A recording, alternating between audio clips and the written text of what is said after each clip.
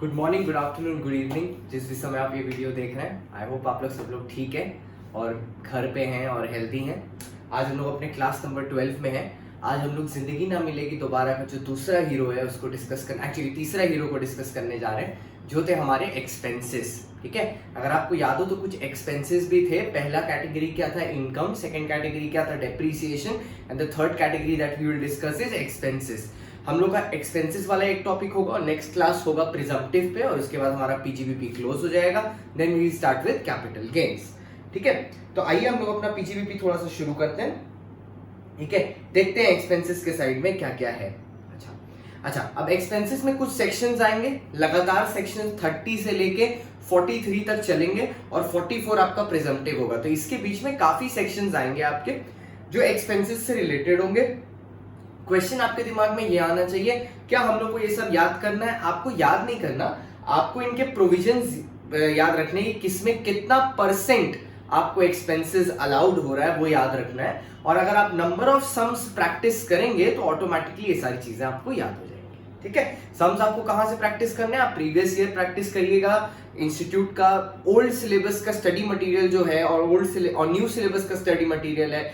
साथ ही साथ जो क्या बोलते हैं हम लोग, आपके आरटीपीज हैं, एमटीपीज हैं, इनको प्रैक्टिस करिएगा। ठीक है, और बीकॉम वाले बच्चे कहां से प्रैक्टिस करेंगे? आप मेरे को मैसेज करिएगा, मैं आपको प्रैक्टिस मटेरियल प्रोवाइड करवा दूंगा। ठीक है, तो सेक्शन नंबर 30 हम लोग का सबसे पहला सेक्शन आता है। ये किस बारे में बात करता है? ये बात करता है रेंट और रिपेयर्स के बारे में। रेंट, रिपेयर्स और इंश्योरेंस रिलेटेड टू क्या? Related to building. ठीक है, एक बात याद रखिएगा, जो भी एक्सपेंसेस आप 30 से लेके 43 तक पढ़ेंगे, ठीक है, सब अलाउड होंगे अगर वो बिजनेस पर्पस के लिए हो और वो रेवेन्यू एक्सपेंडिचर हो। सब अलाउड होगा अगर वो बिजनेस पर्पस के लिए हो प्लस वो रेवेन्यू एक्सपेंडिचर होना चाहिए। कैपिटल एक्सपेंडिचर यहां नहीं अलाउड होता है, क्योंकि कैपिटल एक्सपेंडिचर को आप कॉस्ट में ऐड करके उस पर डेप्रीसिएशन क्लेम करते हो, जो हम लोग ने पिछले क्लास में डिस्कस किया था। आप प्लेलिस्ट में क्लास नंबर 10 देख सकते हो। अगर आपको कोई भी डाउट है डेप्रीसिएशन रिलेटेड 10 और 11, तो आपका डाउट क्लियर हो जाएगा उससे। ठीक है, तो रेंट, रिपेयर्स, इंश्योरेंस और बिल्डिंग से रिलेटेड जो चीजें होंगी, बिल्डिंग से रेवेन्यू एक्सपेंडिचर अलाउड होगा। कैपिटल एक्सपेंडिचर को हम लोग कॉस्ट में ऐड कर देंगे और डेप्रीसिएशन क्लेम करेंगे। इसके तुरंत बाद आता है सेक्शन नंबर 31। उसमें डिफरेंस क्या है? 30 is for building, 31 is for plant and machinery and furniture and fixture. ठीक है, मतलब अगर आपने प्लांट एंड मशीनरी या फर्नीचर एंड फिक्सचर का रिपेयर किया, किस तरह का रिपेयर? रेवेन्यू एक्सपेंडिचर किया, तो वो 31 में अलाउड होगा और 30 में बिल्डिंग से रिलेटेड अलाउड होगा। दोनों में 100% अलाउड होगा। मतलब जितना खर्चा आप रेवेन्यू के लिए करोगे, ठीक है, उतना पूरा अलाउड होगा। ठीक है, वैसे मान लो अगर कुछ जैसे रिपेयर आपने नॉर्मल बिल्डिंग के लिए क्या खर्चा किया, जैसे मान लीजिए आपने बिल्डिंग में ये करवाया, क्या बोलते हैं, फायर एक्सटिंग्विशर्स वगैरह लगवाए बिल्डिंग की सेफ्टी के लिए, तो ये कहां चला जाएगा? ये रेवेन्यू एक्सपेंडिचर की तरह होगा, क्योंकि रोजमर्रा में आप यूज करोगे उसको। ठीक है, या आपने क्या किया, बिल्डिंग के बाहर आपने ऐसा रखते, आपने फिर एंट्रेंस पे जैसे अभी वो लोग नहीं लगा रहा है कोविड वाला कि सैनिटाइजर रखा जाए बिल्डिंग पे, तो ये सैनिटाइजर के एक्सपेंसेस वगैरह सब इसमें ऐड हो जाएगा। और उसके बाद क्या, आप किस तरह के रिपेयर्स की बात कर रहे हो? रेवेन्यू रिपेयर्स की बात कर रहे हो, मतलब ऐसा रिपेयर्स जो सिर्फ एक पीरियड में जिसका इफेक्ट एक्सपायर हो जाएगा, नॉट कैपिटल एक्सपेंडिचर। ठीक है, एंड कैपिटल और रेवेन्यू कैसे डिसाइड करते हैं? हम लोग ने फर्स्ट क्लास में डिस्कस किया था बच्चा। It will depend upon the circumstances. अगर उससे मेरा अर्निंग कैपेसिटी बढ़ रहा है then it is capital expenditure, लेकिन अगर उससे मेरा अर्निंग कैपेसिटी नहीं बढ़ रहा है तो it is normal revenue expenditure. ठीक है, आते हैं तो ये क्या करते हैं हम लोग, अगर कैपिटल एक्सपेंडिचर होगा we will add it to the cost of the asset and then claim depreciation on the same. ठीक है, नेक्स्ट एक सेक्शन आता है 33AB। ठीक है, अमिताभ बच्चन, और इसके बाद तुरंत एक सेक्शन आएगा 33ABA, अमिताभ बच्चन और अभिषेक बच्चन। ठीक है, तो 33AB क्या बोलता है कि सपोज अगर आप एंगेज्ड हो, क्या चीज में एंगेज्ड हो, आप रबर, कॉफी या टी में, उसके ग्रोइंग में एंगेज हो, टी, कॉफी या रबर के ग्रोइंग में एंगेज हो, तो नाबार्ड एक फंड है, अगर आप उस फंड में इन्वेस्टमेंट करते हो, ठीक है, तो जितना आपने इन्वेस्ट किया है या 40% of your business income, total business income, दोनों में से जो लोअर होगा वो आपको एग्जेम्प्ट दे दिया जाएगा आपकी मेन इनकम से। मतलब मान लो सपोज मेरा मेन इनकम है 1 लाख रुपए, total income agriculture and non agriculture मिला के 1 लाख रुपए है मेरा इनकम, और मान लो हमने नाबार्ड में 40,000 रुपए इन्वेस्ट कर दिया, 50,000 रुपए इन्वेस्ट कर दिया, तो हमको डिडक्शन कितना मिलेगा? अमाउंट इन्वेस्टेड इन नाबार्ड और 40% ऑफ का मिलेगा अमाउंट डिपॉजिटेड टू नाबार्ड या 40% of business income whichever is lower. इन दोनों में से जो भी कम होगा उसका हम लोग को डिडक्शन मिल जाएगा बच्चे लोग। आइए, हाँ, लेकिन जो अमाउंट हम लोग को इन्वेस्ट करना है नाबार्ड में, which should be before the ROI date, मतलब जो रिटर्न फाइलिंग ऑफ इनकम का डेट होता है उसको पहले हमको डिपॉजिट करना है। जैसे कंपनी वगैरह के लिए और फर्म जिसका ऑडिट होना है इनकम टैक्स में, उसके लिए डेट होता है 30 सितंबर, और बाकी सब हम लोग जैसे SSC के लिए जिनको रिटर्न फाइल करना उनके लिए डेट होती है 31 जुलाई। तो उसके पहले आपको अपना रिटर्न फाइल करना है, और रिटर्न फाइल करने से पहले आपको ये पैसा उसमें डिपॉजिट करना है नाबार्ड के फंड में। अगर आपने कर दिया तो रिडक्शन मिलेगा, अगर डिपॉजिट नहीं हुआ तो मान लीजिए, जैसे मान लिया आपने डिपॉजिट किया 1 अक्टूबर को, 30 सितंबर को आप नहीं कर पाए, तो फिर आपको नेक्स्ट ईयर मिलेगा डिडक्शन, इस ईयर नहीं मिलेगा। ठीक है, अगर आपने कोई भी विड्रॉल किया है उस नाबार्ड के अकाउंट से, कोई भी पैसा आपने विड्रॉ किया जिसको आपने अनऑथराइज्ड पर्पस के लिए यूज किया, जैसे अनऑथराइज्ड पर्पस मतलब क्या है, जैसे मान लीजिए आपने अगर अनऑथराइज्ड पर्पस के लिए यूज किया, जैसे मान लीजिए आपने गाड़ी खरीद लिया, ठीक है, नाबार्ड से पैसा विड्रॉ करके, या कोई माइक्रोवेव खरीद लिया ऑफिस में रखने के लिए, तो ये सब क्या होगा, चार्जेबल एज इनकम हो जाएगा वापस से।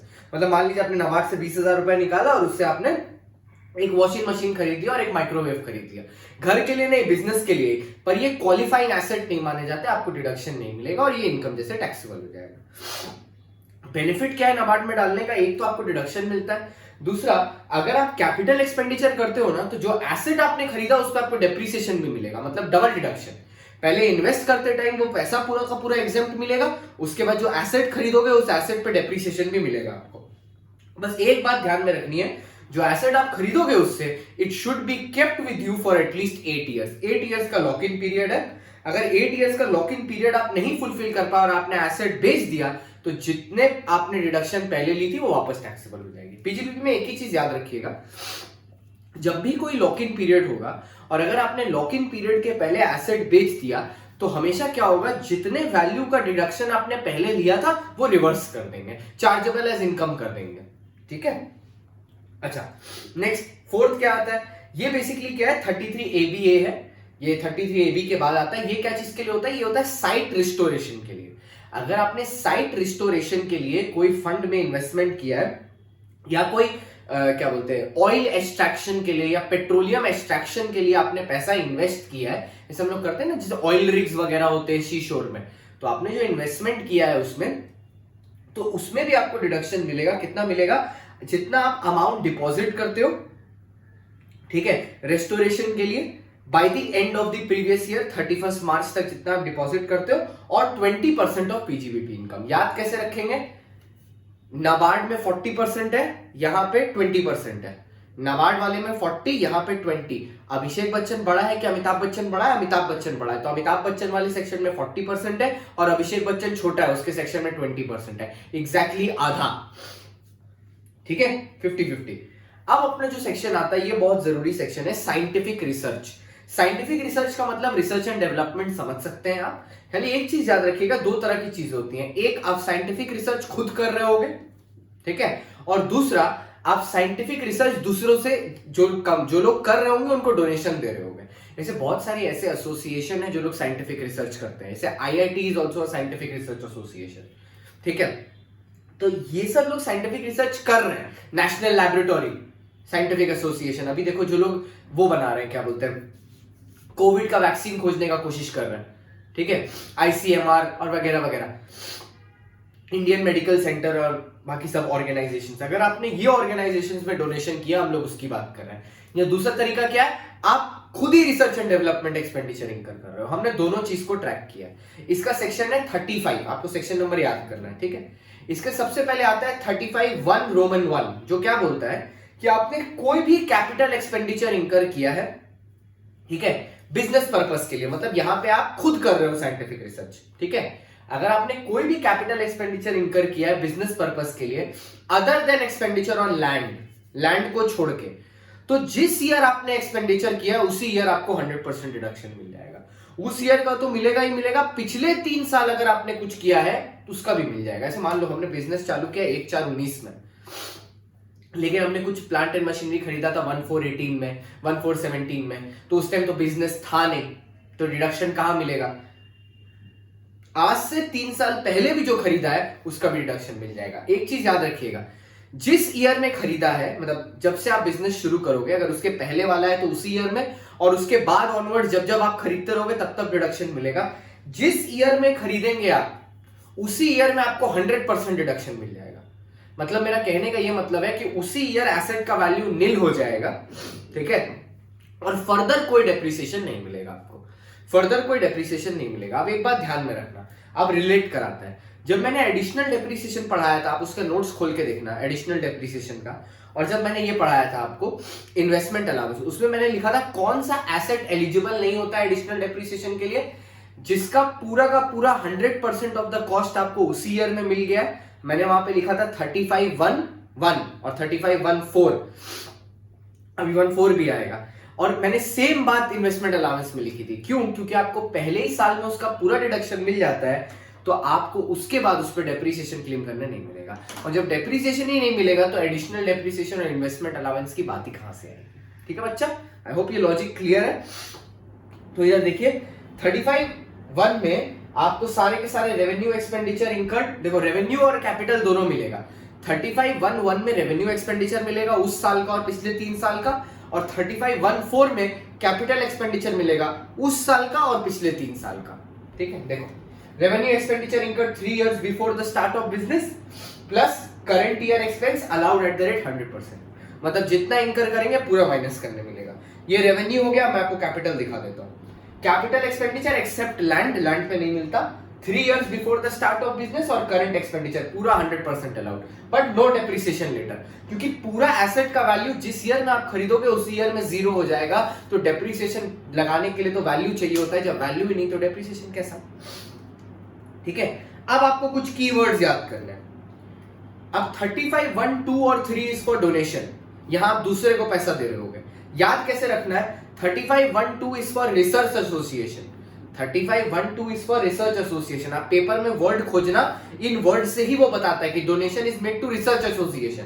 तो रिसर्च एसोसिएशन होते ही मतलब क्या बोलते हैं, बेनिफिट है 150% का। मतलब अगर आपने 2 लाख रुपए डाला है एज डोनेशन, आपको पीएल में माइनस करने मिलेगा 3 लाख रुपए, मींस 2 लाख इंटू 150%, मतलब जो भी आप इन्वेस्ट करोगे उसका 150% आपको डिडक्शन लेने मिलेगा। तो देखो बेनिफिट ज्यादा है यहाँ पे, ठीक है, जितना पैसा दोगे उससे भी ज्यादा। और उसके बाद 35(1)(3) में क्या बोलता है? Social science and statistical research, बड़ा नाम है, सोशल साइंस और स्टैटिस्टिकल रिसर्च, और इसका एग्जेम्पशन वापस से 100 आ जाता है। मतलब 150 वाला एक है, 35(1)(2) जो क्या है रिसर्च एसोसिएशन, और 2 ठो आएंगे 150 वाले, वो बाद में आएंगे। एक है 35(2)(AA) और 35(2)(AB। इस पेज में एक ही है 150 वाला, जो है आपका रिसर्च एसोसिएशन 35(1)(2। ठीक है, एक बात याद रखिएगा, 35(1)(2) और 35(1)(3), 2 और 3 नॉट रिलेटेड टू एसएससीज बिजनेस होगा। मतलब एसएससी जो बिजनेस कर रहा है उससे रिलेटेड नहीं होना चाहिए, लेकिन जो आपका 1 और 4 है वो बिजनेस रिलेटेड होना चाहिए, और सिमिलरली जो अभी बाद के 2 सेक्शंस आएंगे वो भी बिजनेस रिलेटेड होना चाहिए। अब बाद के 2 सेक्शंस क्या है? बाद का दूसरा सेक्शन है 35(2)AA। 35(2)AA ये है डोनेशन टू नेशनल लैबोरेटरी या आईआईटी। आप वर्ड्स क्या खोजेंगे एग्जाम में? नेशनल लैबोरेटरी या आईआईटी या यूनिवर्सिटी। ठीक है, ये वर्ड्स आप खोजेंगे एग्जाम में। इसमें डिडक्शन कितना है? 150%, लेकिन ये क्या होना चाहिए? बिजनेस के लिए होना चाहिए। सब में एक चीज ध्यान में रखना, दे शुड बी अप्रूव्ड। ठीक है, जो भी आप रिसर्च एसोसिएशन में या जहां पे भी आप साइंटिफिक रिसर्च के लिए पैसा डाल रहे हो, they should be approved. Approved मतलब गवर्नमेंट अप्रूव्ड होना चाहिए, आपका अपना बनाया हुआ रिसर्च एसोसिएशन नहीं होना चाहिए। It should be approved. Next आता है 35(2)AB। ये क्या है? अगर हम खुद बिजनेस कर रहे हैं, क्या चीज का? फार्मा सेक्टर का, मतलब बायोटेक्नोलॉजी का। क्या बोला? फार्मा सेक्टर का या बायोटेक्नोलॉजी। कैसे मेडिसिन बनाते हैं ना, तो उसमें भी रिसर्च एंड डेवलपमेंट इन्वॉल्व होता है। अगर हम वो बिजनेस कर रहे हैं बायोटेक्नोलॉजी का, तो ये उसके बारे में कवर कर रहा है। यहां पे भी आपको कैपिटल एक्सपेंडिचर मिलेगा, रेवेन्यू एक्सपेंडिचर मिलेगा 150% पे। लेकिन एक छोटा सा ट्रिक है, यहां पे बोलता है capital expenditure is allowed without land and building. ठीक है, लैंड पे भी नहीं मिलेगा, बिल्डिंग पे भी नहीं मिलेगा। पर आप एक समझदारी कर सकते हो, जब आपको यहाँ पे लैंड और बिल्डिंग पे नहीं मिल रहा है तो बिल्डिंग पे आपको 100% मिल सकता है 3514 में, क्योंकि वो नॉर्मल एक्सपेंडिचर है। तो बिल्डिंग सॉरी लैंड पे, तो लैंड पे सॉरी बिल्डिंग पे बोल रहा है, सॉरी एक कंफ्यूजन हो गया। यहाँ पे लैंड और बिल्डिंग दोनों पे नहीं मिलता, तो वहां पे आपको बिल्डिंग पे मिल जाएगा 3514 पे। ठीक है, और लैंड पे तो वहां पे भी नहीं मिलना, यहाँ पे भी नहीं मिलना, और रेवेन्यू पे 150 मिल ही रहा है। तो ये देखो यहाँ पे क्या है, बायोटेक्नोलॉजी वर्ड एग्जाम में खोजना RNC 150 related to in house expenditure. यहाँ पे आप दो वर्ड एग्जाम में खोजना, या तो बायोटेक्नोलॉजी मेंशन होगा या in house research and development mention होगा, खुद में कर रहे हैं। ठीक है, या in house scientific research mention होगा। जहां पे भी आपको ये वर्ड दिखे इन हाउस, इसका मतलब हम लोग खुद कर रहे हैं। वहां पे कैपिटल एक्सपेंडिचर और रेवेन्यू एक्सपेंडिचर दोनों 150 होगा, लेकिन capital expenditure without land and building, but obviously आपको बिल्डिंग का डिडक्शन 3514 में मिल जाएगा, जो बात मैंने यहाँ पे लिख दी। एक छोटा सा दिक्कत हो गया है, 3511 नहीं होगा 35। अब हम लोग कुछ आगे के अपने सेक्शंस की तरफ बढ़ते हैं। अब हमारा 35 का सीरीज शुरू हो गया, मगर 35 का नेक्स्ट मतलब डिडक्शन या आप एक्सपेंस बोल सकते हो, वो है 35 ABB। अचानक बेल बजी, बेल कब बजती है? फोन पे बजती है। तो ये किसके लिए डिडक्शन है सर? ये डिडक्शन है टेलीकॉम सेक्टर के लिए। जो टेलीकम्युनिकेशंस लाइसेंस खरीदते हैं, ये फोन और नेटवर्क चलाने के लिए टेलीकम्युनिकेशन लाइसेंस खरीदना पड़ता है, वोडाफोन, एयरटेल को, ये सब चीज के लिए। ठीक है, फोन का नेटवर्क चलाने के लिए, कॉल लगाने के लिए टावर्स रखने पड़ते हैं, कनेक्शन लेना पड़ता है। टेलीकम्युनिकेशन नेटवर्क के बारे में बात कर रहे हैं। जितने का टेलीकम्युनिकेशन नेटवर्क आप खरीदोगे पूरा डिडक्शन मिलेगा throughout the residual life of the licence. मतलब क्या है, मान लो आपने 8 लाख का लाइसेंस खरीदा और वो 8 साल तक ही वैलिड है, हर लाइसेंस का वैलिडिटी होता है। तो 8 लाख बाय 8 मतलब हर साल आपको 1 लाख रुपीस का डिडक्शन मिलेगा। कब से? From the commencement of business, तब से डिडक्शन मिलेगा। ठीक है, कमेंसमेंट ऑफ बिजनेस का लॉजिक क्या है मैं ये बता देता हूं एक बार। यहाँ पे मैंने इंक्लूड नहीं किया है क्योंकि इतना कॉम्प्लेक्सिटी में एक्सपेक्ट नहीं करता बच्चों के लिए, पर उसका लॉजिक ये है बेसिकली। जैसे मान लीजिए आपका बिजनेस चालू हुआ है 1419 से, लेकिन आपने लाइसेंस खरीदा था 1417 में। ठीक है, लाइसेंस आपने पहले ले लिया, बिजनेस सेटअप करने में आपको टाइम लगा। तो ऐसे सिचुएशन में हम आपका 8 इयर्स कहां से गिनना शुरू करेंगे? 1419 से गिनना शुरू करेंगे। ठीक है, अगर 8 इयर्स का वैलिडिटी है तो नाउ नॉट फ्रॉम 1417। ठीक है, फॉर डिडक्शन पर्पस। हाँ, आपका लाइसेंस एक्सपायर हो जाएगा पहले, वो ठीक है, लेकिन डिडक्शन आपको 8 साल तक मिलेगा। ठीक है,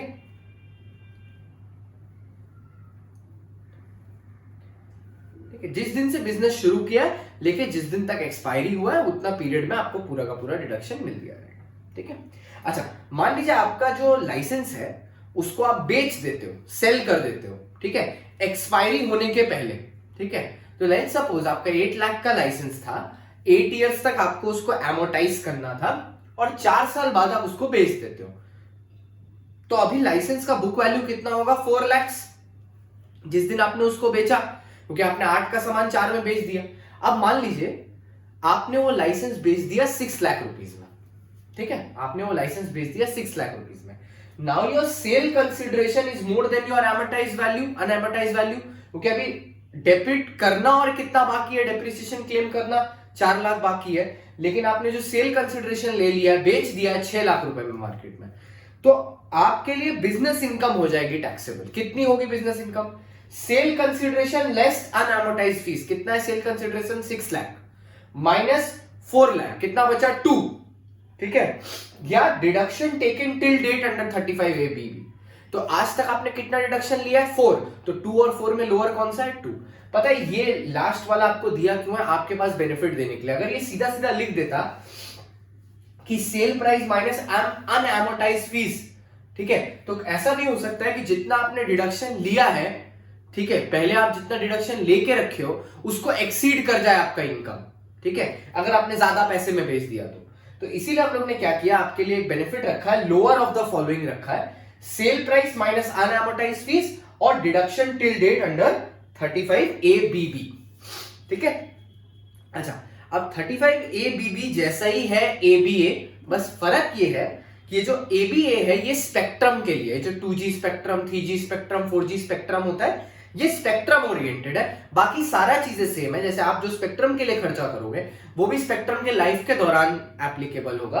अगर आप स्पेक्ट्रम बेच देते हो, अनएमोटाइज्ड वैल्यू रह जाता है और आप बेच देते हो, उससे ज्यादा में बेच देते हो, किसी के दिमाग में ये भी आएगा सर मान लीजिए हमने कम में बेचा है तो जितना एमोटाइज वैल्यू बच गया अनएमोटाइज, क्योंकि अब तो बिक गया, वो आपको उसी साल डेप्रिसिएशन जैसे अलाउड हो जाएगा सेम ईयर में। ठीक है, हम लोग और उसको कैरी फॉरवर्ड नहीं करेंगे, उसी ईयर में अलाउड हो जाएगा आपको, अगर आपने पूरा का पूरा टेलीकम्युनिकेशन लाइसेंस बेच दिया। क्योंकि लॉजिक याद रखिएगा, डेप्रिसिएशन चार्ज करने के लिए there should be an asset, अगर एसेट नहीं है तो फिर डेप्रिसिएशन होगा कैसे। ठीक है, अच्छा एक और क्वेश्चन आ सकता है, सर मान लीजिए हमने पार्ट बेचा, पार्ट रख लिया। ठीक है, मान लो एक लाइसेंस का आपने 50% बेच दिया, उस 50% का वैल्यू था 4 लाख, आपने बेचा 2 लाख रुपए में, तो आपको फ्यूचर में पता है डेप्रिसिएशन कितने पे मिलेगा? 4 लाख प्लस 2 लाख का जो नुकसान हुआ 6 लाख पे आपको डेप्रिसिएशन मिल जाएगा फ्यूचर में। ठीक है, आइए ABA is for spectrum, same allowance, जितना वैल्यू है डिवाइडेड बाय जितना ईयर्स है। ठीक है, अब हम लोग एक ऐसी सीरीज में घुस रहे हैं जिस सीरीज में 35D आएगा, DD आएगा, DDA आएगा, सबका डिडक्शन आपको कैसे मिल रहा है? 5 साल में मिल रहा है, मतलब जितना एक्सपेंस आप इंकर करोगे पूरा डिडक्शन आपको 5 इयर्स तक मिलेगा from the commencement of business, मतलब 5 इंस्टॉलमेंट्स में मिलेगा। That is what I am trying to say. ठीक है, 35D सबसे पहला प्रिलिमिनरी एक्सपेंस। क्या होता है बच्चा preliminary expense? Preliminary expense means वो एक्सपेंस जो आप किसी प्रोजेक्ट के स्टार्ट में इंकर करते हो, किसी कंपनी को स्टार्टअप करने के लिए करते हो, मतलब बिजनेस शुरू करने के लिए जो एक्सपेंडिचर इंकर करते हो। ठीक है, ये आपको 5 इंस्टॉलमेंट में मिलेगा। कितना तक प्रिलिमिनरी एक्सपेंस हो सकता है? आपका जितना मन है उतना इंकर करो, लेकिन टैक्स आपको कितना अलाउ करेगा? अगर आप इंडियन कंसर्न हो, या तो आप कंपनी हो, इंडियन कंसर्न नहीं, बेसिकली हम इंडियन कंपनी बोलना चाहता है, अगर आप इंडियन कंपनी हो तो 5% ऑफ कॉस्ट ऑफ प्रोजेक्ट ले सकते हो आप, या 5% ऑफ कैपिटल एम्प्लॉयड ले सकते हो। लेकिन कैपिटल एम्प्लॉयड में शेयर प्रीमियम नहीं आएगा, मतलब सिक्योरिटीज प्रीमियम नहीं आएगा कैपिटल एम्प्लॉयड में। मतलब जैसे सपोज मेरा प्रोजेक्ट का कॉस्ट है 1 लाख रुपीस और मैंने प्रिलिमिनरी एक्सपेंस कर लिया 20,000, तो क्या पूरा 20,000 मेरे को अलाउ हो जाएगा? नहीं, टैक्स बोलता है 5% of cost of project. 1 lakh का 5% हुआ 5,000, मेरे को 5,000 ही 5 इंस्टॉलमेंट में अलाउड होगा। मतलब हम खर्चा कितना भी करें हमको अलाउड होगा 5% ऑफ कॉस्ट ऑफ प्रोजेक्ट। और अगर इंडियन कंसर्न है तो 5% ऑफ कॉस्ट ऑफ प्रोजेक्ट या 5% ऑफ कैपिटल एम्प्लॉयड ले सकते हैं। द चॉइस इज मेरा, मतलब कंपनी का। ये देखो यहाँ पे है 5% of cost of project, 5% of capital, but not to include share premium. तो फिर कैपिटल एम्प्लॉयड में क्या आएगा? Total asset minus outside liability.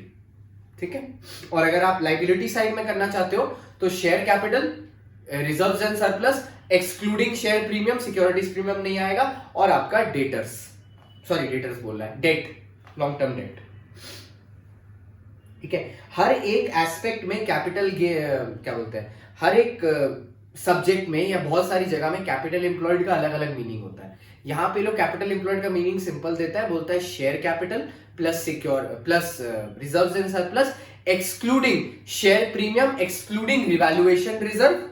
ठीक है, but including long term debt, debt means debenture. उसके बाद एक सेक्शन आता है 35DD।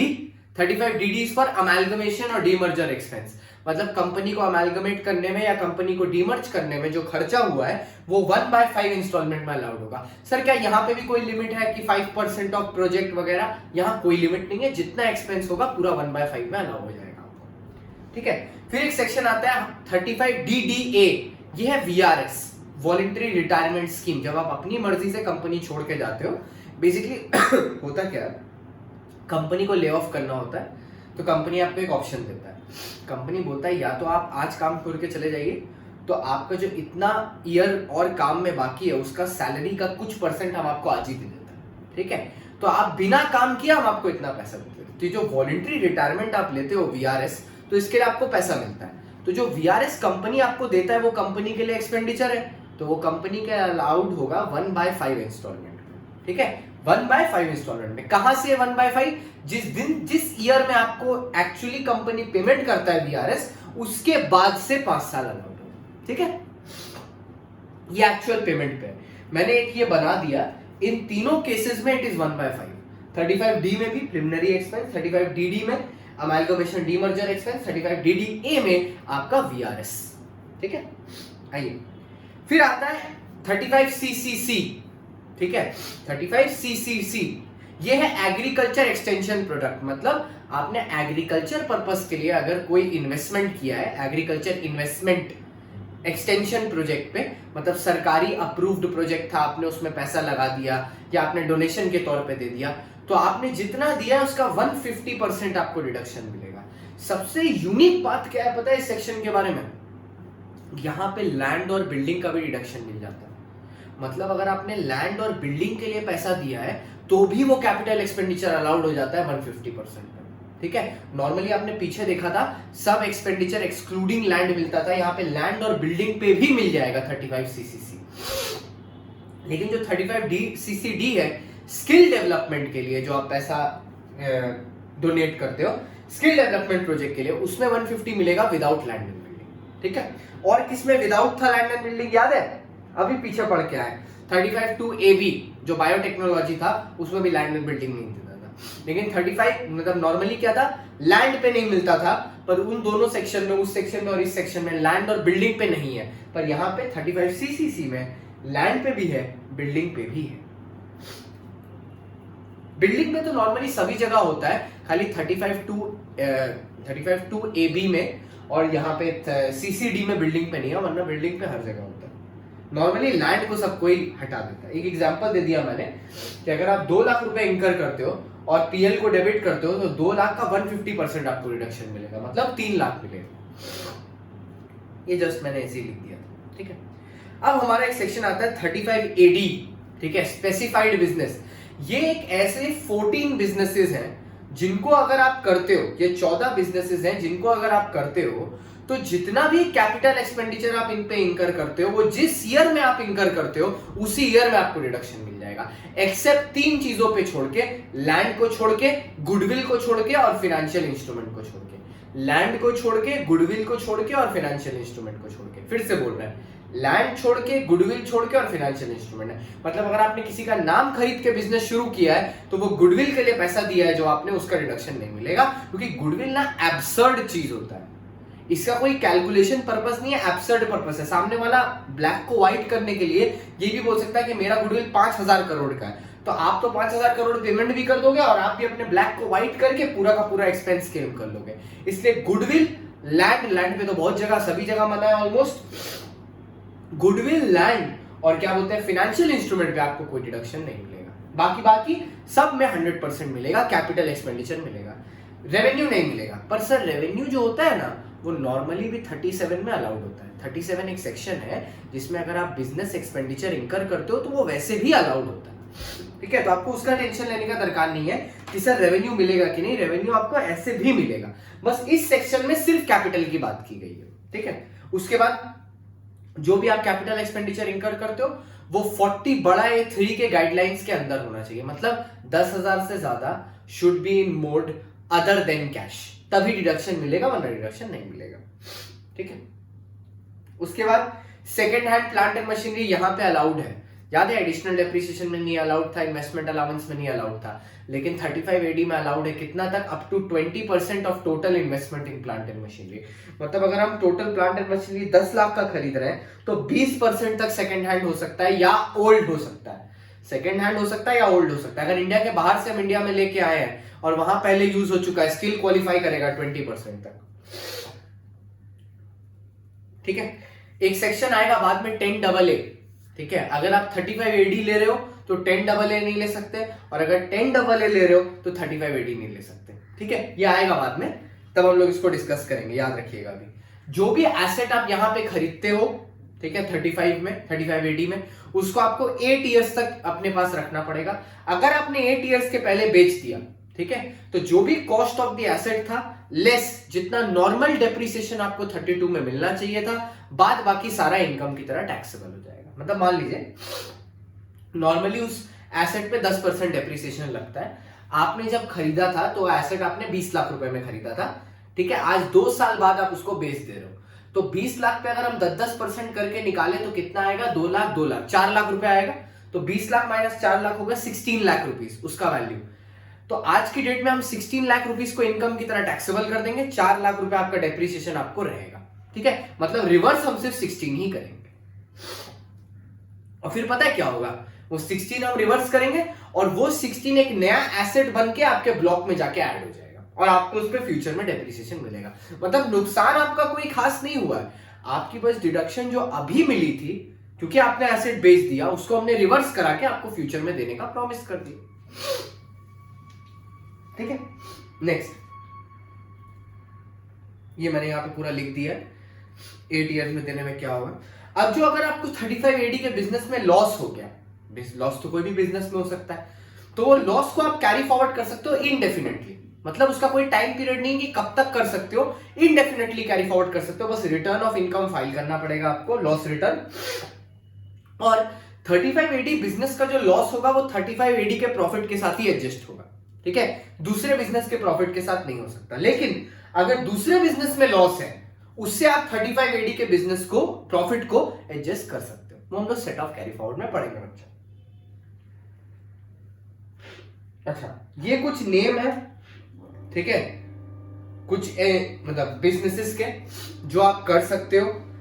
ठीक है, यहां पर मेरे को कुछ डिस्कस नहीं करना, आप एक बार ध्यान से इसको बस देख लो। ठीक है, एक बार बस नाम पढ़ लो, आएगा नहीं ऐसे आपको। वो नॉर्मली क्या होगा, आप एक दो बार ये नाम पढ़ोगे ना, तो अगर एग्जाम में जनरली वो लिख देता है कि this is covered under 35 AD। अगर नहीं लिखता तो हम लोग को पता है हम लोग को क्या करना है। अगर हम लोग 2 बार इसको पढ़ेंगे तो हम लोग को याद हो जाएगा। तो एक बार 10 नाम देख लीजिए ना,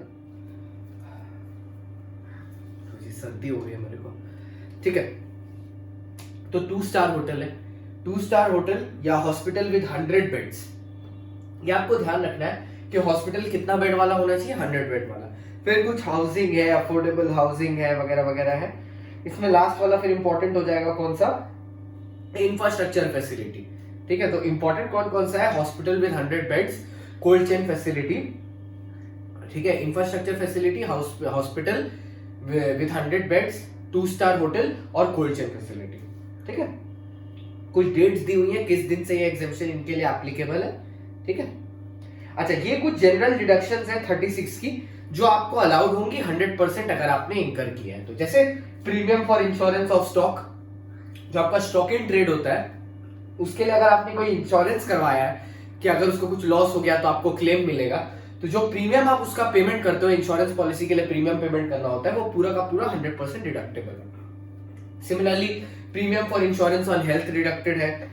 बोनस और कमीशन जो आप पेमेंट कर रहे हो एज पर 43B जो सेक्शन है, जो अपना नेक्स्ट क्लास में आएगा, वो ये है कि जो भी एक्सपेंस आप इंकर करोगे जो 43B में है, it should actually be paid. ठीक है, अगर आप उसको उसी ईयर में रिटर्न फाइलिंग डेट के पहले पेमेंट नहीं करते तो वो अलाउड नहीं होगा। मतलब अक्रूवल बेसिस पे नहीं अलाउड होगा, कैश बेसिस पे अलाउड होगा। और जब हम कैश बेसिस बोलते हैं, इसका ये मतलब नहीं कि कैश में पेमेंट करना है, इसका मतलब है बस पेमेंट करना है।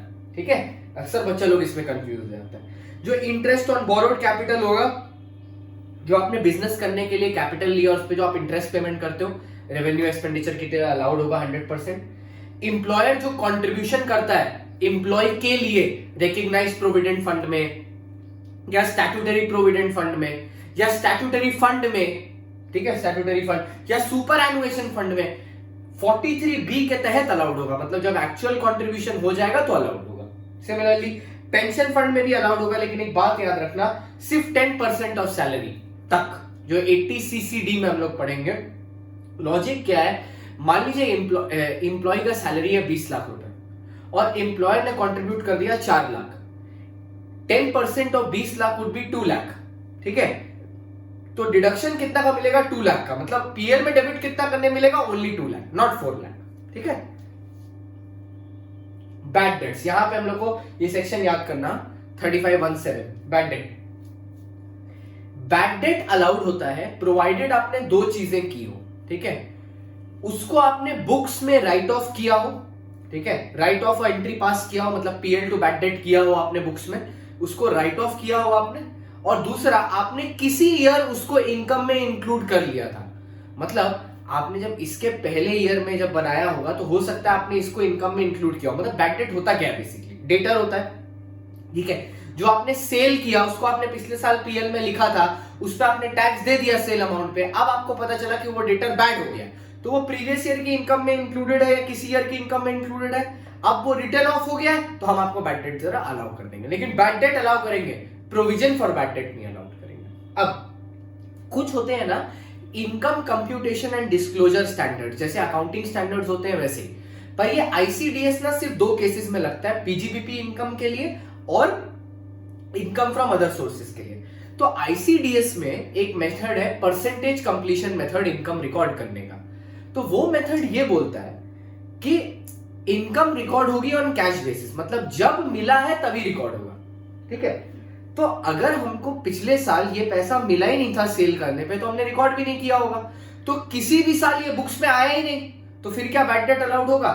एक्ट बोलता है अगर आप आईसीडीएस फॉलो कर रहे हो तो उसके तहत तो आपको रिकॉर्ड करना नहीं चाहिए था, तो ऑब्वियसली आपने नहीं किया। उसके बाद भी अगर आप बुक में राइट ऑफ कर देते हो तो भी आपको बैड डेट मिलेगा। मतलब प्राइमरी कंडीशन 2 है, बुक में राइट ऑफ होना चाहिए प्लस किसी साल आपने उसको इनकम में इंक्लूड किया। लेकिन अगर आप आईसीडीएस फॉलो कर रहे हो तो सिर्फ और सिर्फ बुक में रिटर्न ऑफ करने से भी मिल जाएगा आपको, ठीक है। लेकिन बैड डेट मिलेगा, प्रोविजन फॉर बैड डेट नहीं मिलेगा डेबिट करने। एक्चुअल बैड डेट आपको अलाउड होगा, not provision for bad debt. लेकिन बैंक्स और एनबीएफसी के केस में, बैंक्स, एनबीएफसी और फाइनेंशियल इंस्टीट्यूशन के केस में आपको provision for bad debt allowed होता है। कितना परसेंट?